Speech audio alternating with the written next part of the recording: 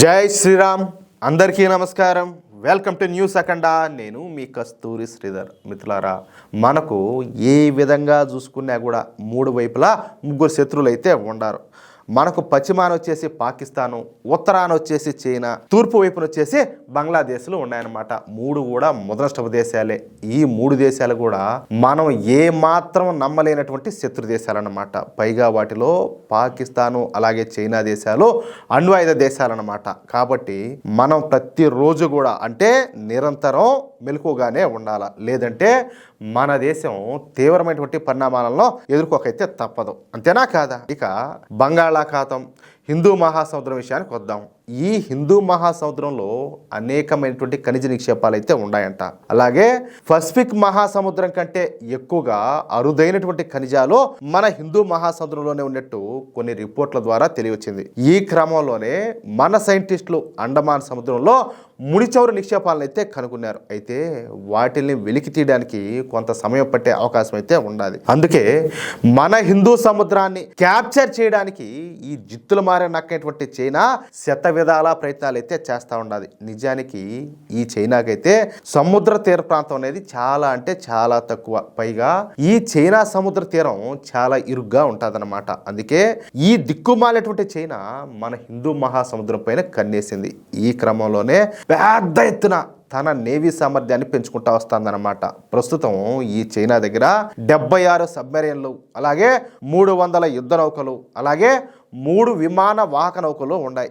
ఈ విమాన వాహక నౌకలు వచ్చే సంవత్సరం పూర్తవుతాయన్నమాట. అంటే ఈ లెక్క ప్రకారం ఈ చైనా తమ నౌకాదళంతో ఈజీగా మన హిందూ మహాసముద్రంలోకి ప్రవేశించి ఆ తరువాత బంగాళాఖాతంలోకి వచ్చి ఆ పైన మన దేశం మీద దాడి చేయగలుగుతుంది అన్నమాట.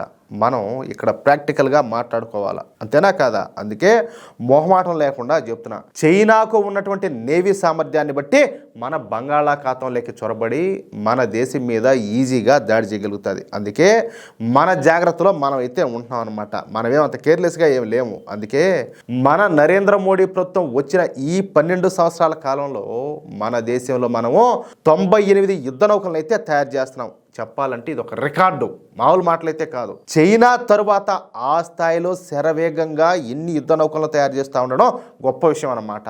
మరొక 60 నౌకలు నిర్మాణ దశలో ఉంటే 180 నౌకల నిర్మాణానికి ఒప్పందాలు అయితే సిద్ధమవుతున్నాయి. ఏం 1 by 1 స్టెప్ బై స్టెప్ దూసుకోబోతున్నాం అంటే మామూలు కూడా కాదు. దీన్ని బట్టి మన నరేంద్ర మోడీ ప్రభుత్వం మన దేశాన్ని ఏ విధంగా శత్రు దుర్భేద్యంగా తయారు చేస్తుందో మనమైతే అర్థం చేసుకోవచ్చు. ఇక ఇదే క్రమంలో ఇప్పుడు కొత్తగా మన భారత ప్రభుత్వం నోటంనైతే జారీ చేసింది.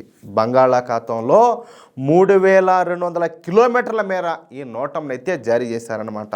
ఫిబ్రవరి 5 అలాగే 6వ తేదీల్లో బంగాళాఖాతంలోని గగనతలంలో సుమారుగా 3190 కిలోమీటర్ల పరిధిలో విమానాల యొక్క రాకపోకలను అనుమతించొద్దని చెప్పేసి ఎయిర్లైన్లకు ముందస్తు నోటీసులు అయితే జారీ చేశారనమాట. గతంలో ఈ పరిమితి కేవలం 2530 కిలోమీటర్ల వరకే ఉన్నింది. కానీ ఈసారి దాన్ని గణనీయంగా పెంచినట్టు తెలుస్తుందన్నమాట.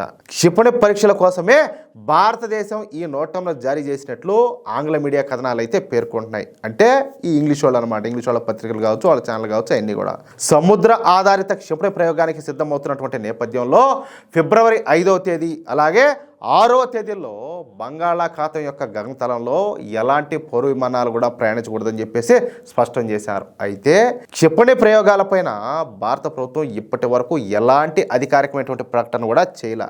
నోటం అనేది కేవలం విమానయానానికి సంబంధించినటువంటి సాంకేతిక నోటీసు మాత్రమే కాదు. చెప్పాలంటే అది ఒక దేశం చేపట్టబోయేటటువంటి కీలకమైనటువంటి సైనిక కార్యకలాపాలకు ముందస్తు సంకేతం కూడా.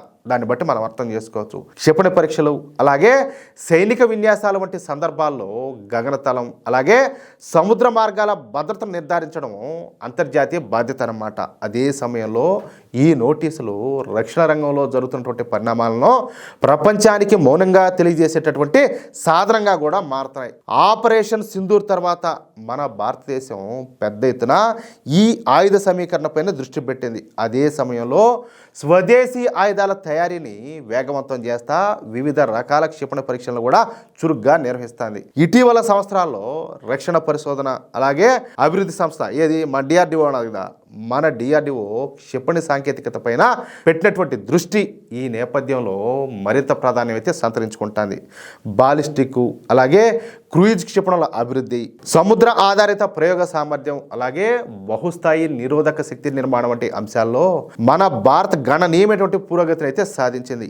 ఈ పరిణామాలన్నీ కూడా మన దేశ రక్షణ సామర్థ్యాన్ని మాత్రమే కాదు, ప్రాంతీయ భద్రతలో మన భారత స్థానం ఏ విధంగా మారుతుందో అన్నదాన్ని కూడా సూచిస్తున్నాయన్నమాట. మొత్తం మీదైతే మన భారత్ ఈసారి జారీ చేసినటువంటి ఈ నోటం గురించి సర్వత్రా ఆసక్తి అయితే కనబడుతుంది. ఎందుకంటే భారత్ ఈసారి తన సూపర్ బాలిస్టిక్ మిసైల్ అయినటువంటి సూర్య మిసైల్ను ప్రయోగం ఏమైనా జరుపుతుందా అన్న ఊహాగానాలు కూడా వినపడుతున్నాయి. ఇక భారత్ ఏ మిసైల్ ప్రయోగిస్తుంది అన్నది మరో 3 రోజులు అయితే కానీ తెలియదు.